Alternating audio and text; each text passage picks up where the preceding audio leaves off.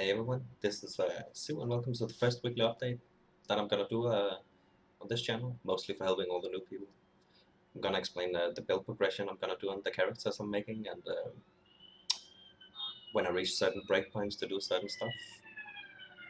I'm gonna explain yeah, some small tips and tricks I use throughout the league, like at certain boss fights, and lastly I'm just gonna make a small compilation of the clips I got throughout the week, which some of you have already seen on Game of Life and stuff like that. And this league I started out as Righteous Fire. It's just a stable core build. I'm going for the end-game grind challenges like these. And I know it's a hassle for some people to start with, and it doesn't have to be. You just need to progress the character the right way. And how I normally do it is I start out with a Shuffle's Frame shield as the first item I'm gonna buy. And at that point, I'm getting Crusader gloves, just any white ones, and putting a SS of Delirium on them. They're gonna get the 30% more damage over time. It's basically the same as a horror helmet for your Righteous Fire in the start of the league. So it gives you a cheap 5 link. And the difference between it is horror essences is around 30k as a 1x sold or whatever in the start of the league, and Delirium essences is between 3 to 5k or something. So it's just an easier way to get your build going. And even though you're gonna trash the gloves later on, it's a great way to start up the build, and the time you make up farming faster is gonna earn you back the chaos really fast. So I would definitely go for this instead of just going straight for the horror helmet. After that, I go for the marble amulet, and then I go for the elder belt.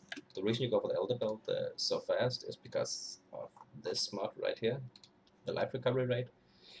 It buffs all the other regeneration you have, so as soon as you can get some of the region stuff going, it's going to be a lot easier to sustain on maps. Like using a ruby flask early on to try and sustain it is fine as well, but it's going to feel really horrible and hardcore if you can't sustain your Righteous Fire and you see yourself degenning all the time. It's going to be quite a hassle to play it. So get the early region and get the cheap region. Like these items are definitely the cheaper parts of it.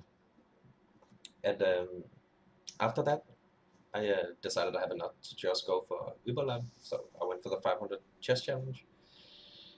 During the Überlab, I got enough to buy the Combs Way, like, I think I got them on day 2 or something. I bought the Combs Way, and lastly I went for the Combs Heart, like a day later on or something. I got a really nice enchant early on, I got a Tornado Shot, and the day after that I got a Molten Strike. So it helped a lot, but you should be able to afford it fairly easy if you're just going for some challenges or something, like go into Überlab or do some others or whatever. After that I made the scepter.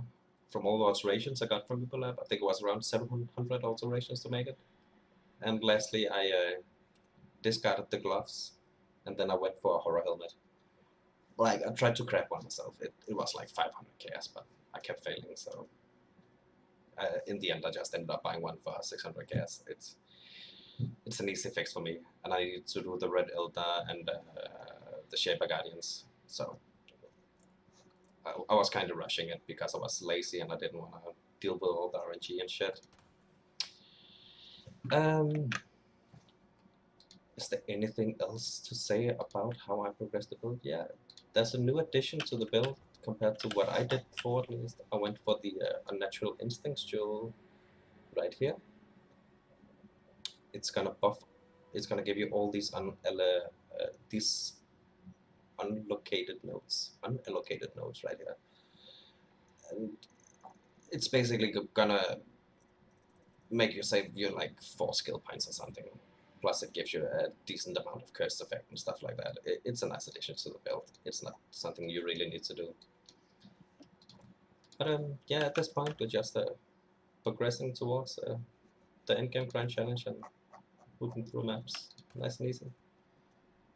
And I think the first clip I'm gonna show you is probably gonna be the thing I do on the Elder. Like I don't have enough damage for him when I'm just using a horror helmet to keep the minions alive, to keep the Shaper alive. I go all the minions is too much. So what I do instead is I just put in a Frost Ball and block off Shaper. All the minion shot is gonna bounce off the Frostball, so you can just run around and do whatever. Like, you're never gonna get overrun with the minions.